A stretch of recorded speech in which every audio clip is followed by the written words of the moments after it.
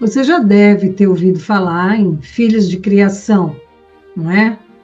Então, amanhã nós comemoramos o Dia das Crianças, e será que essas crianças realmente, né, são consideradas e tratadas como filhas? Fica comigo que nós vamos conversar sobre isso.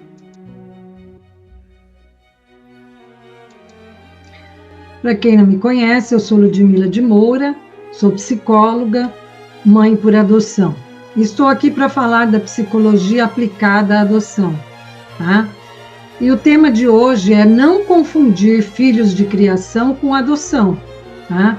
Muitas vezes, né, eles são usadas, vamos dizer assim, são crianças retiradas de sua família, uma promessa, né, de uma famílias mais abastadas, assim, retiram essas crianças com uma promessa de que essa criança vai viver melhor, vai ser mais feliz aqui com a gente, nós temos melhor condição econômica, nós vamos dar estudo, né, para essa criança, ela vai ter um futuro melhor, e na verdade ela vai trabalhar com serviços domésticos, é quase que uma escrava, tá? É sobre isso que eu vou trazer para vocês aqui uma reportagem que saiu agora em começo de outubro no jornal, né, na mídia Asmina, que aí para vocês, né?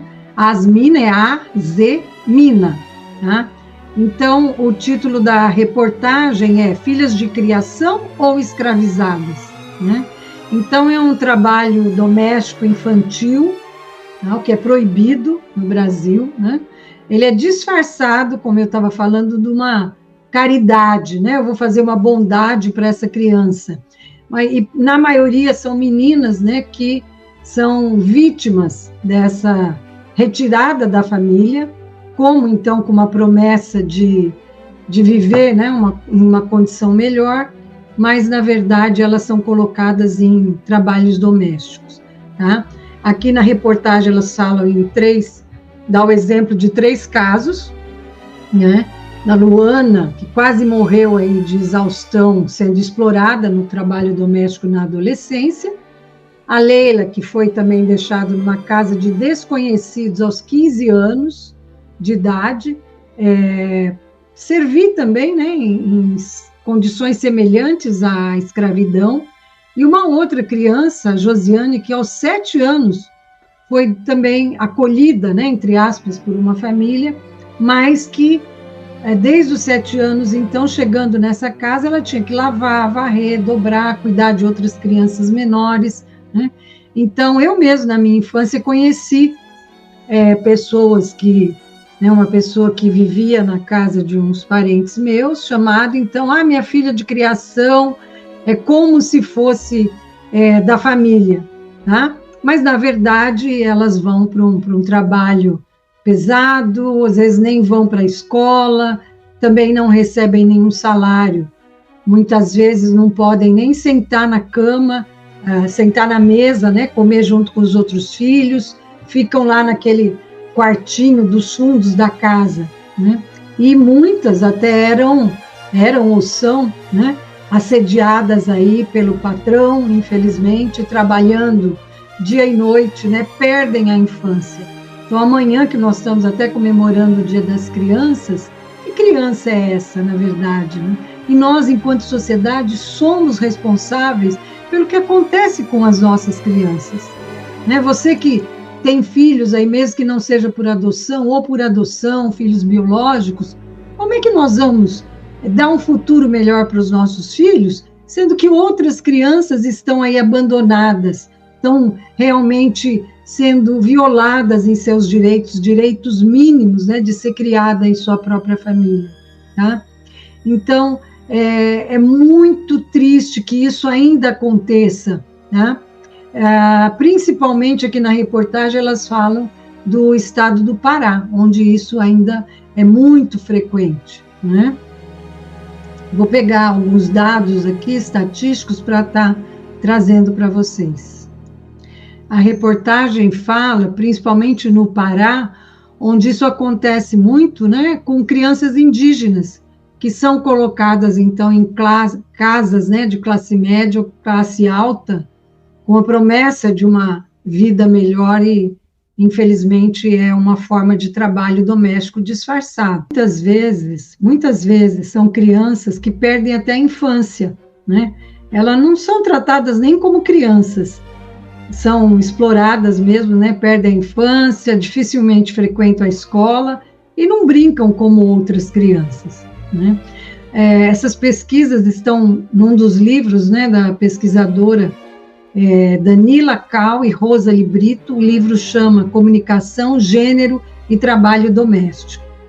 Um outro aspecto que elas levantam também é a questão de que muitas vezes, então, as mulheres que precisam trabalhar, né, as mães que precisam trabalhar em outras casas de família, não tem com quem deixar os filhos, e elas acabam usando o trabalho dessas adolescentes, né? Então fica um ciclo, infelizmente, mantido até pela pobreza, né, que grande parte da nossa população enfrenta, tá?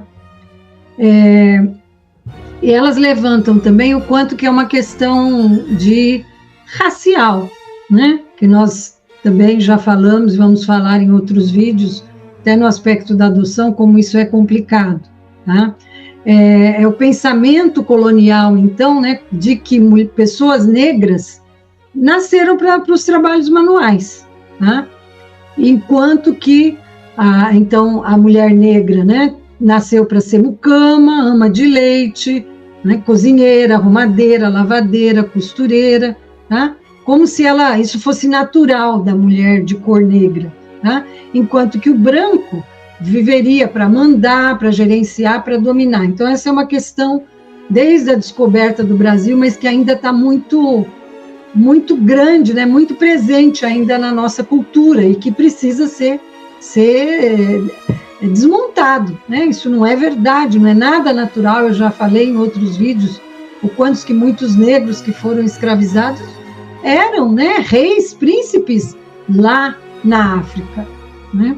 Então, nós que somos brancos temos muito privilégios, mas exatamente por isso a gente tem obrigação de estar quebrando, né, esses mitos aí, esses preconceitos que causam muita injustiça social, tá? No ano de 2019, o estado do Pará tinha 118 mil crianças e adolescentes de 5 a 17 anos em situação de trabalho infantil. A reportagem traz essas informações baseada no projeto Criança Livre do Trabalho Infantil, do Ministério Público do Trabalho. E o serviço doméstico era uma das 3 atividades aí principais nessa faixa etária, né, chegando a 8 mil casos, quase. O ECA proíbe o trabalho infantil, né, o Estatuto da Criança e do Adolescente, para quem não completou ainda 16 anos. No máximo, né, a partir dos 14 anos, como jovem aprendiz. Tá? E o trabalho noturno, perigoso, insalubre, né, as piores formas aí de trabalho infantil, isso é proibido até os 18 anos. Nós tivemos muitas denúncias no Mato Grosso do Sul, por exemplo, de crianças trabalhando em carvoaria, né? A escritora Preta Rara, né, em seu livro Eu, Empregada Doméstica, em 2019, já denunciava que a senzala moderna é o quartinho da empregada, né, aquele quartinho que fica nos fundos de muitos apartamentos aí da classe média. Meu escritório aqui, né, esse que eu faço, onde eu faço aqui as minhas lives, é um quartinho, né, um terceiro quarto, também que seria, né, no caso, para uma empregada doméstica, né, então fica isolado, o banheirinho separado, né, então esse prédio aqui tem uns 30 anos de construção, então era muito comum realmente essa separação, né, essa segregação, como a gente vê em muitos países ainda, infelizmente, né, lembrando que o direito das empregadas domésticas, né, a emenda constitucional, ela é de 10 anos atrás apenas, de 2013, em que deu a garantia de pelo menos 8 horas de trabalho por dia, né, no máximo, férias, licenças, né, licença maternidade, aposentadoria por invalidez. Então, vocês vejam como é muito recente ainda essa questão dos direitos da empregada doméstica como uma trabalhadora. E, infelizmente, a gente ouve, né, alguns políticos ainda considerando como se fosse realmente pessoas de segunda categoria, né? Porque não pode nem ir para a Disney, né? Não pode andar de avião. Então, vocês vejam, né, o quanto que essa reportagem, ela traz uma realidade que, infelizmente, ainda está muito presente no Brasil, e principalmente em alguns estados, em que a vigilância, né, da questão do trabalho infantil ainda é muito frágil, até por falta de funcionários, por falta de políticas públicas que garantam uma infância mínima, né, em que a criança realmente tenha direito de estudar, de ter lazer, de ter uma alimentação, né, uma moradia, transporte, segurança, de ser um cidadão reconhecido aí com bastante direitos, como qualquer cidadão. Então, nós que defendemos a questão do direito à adoção, somos contra, né, essas formas aí de se pegar a criança de família aí para criar como se fosse adoção. Não confunda como adoção, e muitas vezes é semelhante à escravidão. Se você souber desses casos, denuncie, tá? Denuncie, porque essas crianças merecem realmente uma infância feliz, uma infância para a criança, né, que seja realmente uma infância como qualquer criança tem direito, e não só quem tem melhor poder aquisitivo.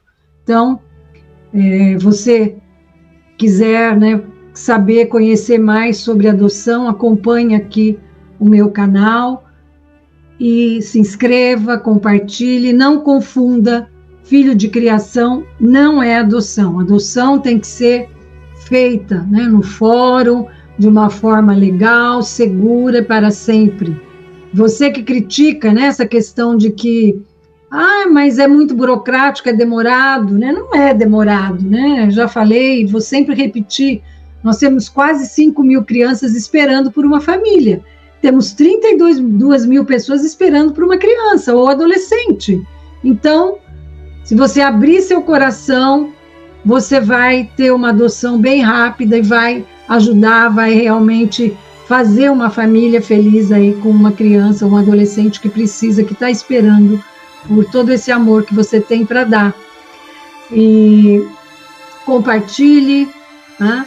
Ajude, né, a divulgar as informações corretas, certeiras aí sobre o processo de adoção legal, seguro e para sempre. Até a próxima.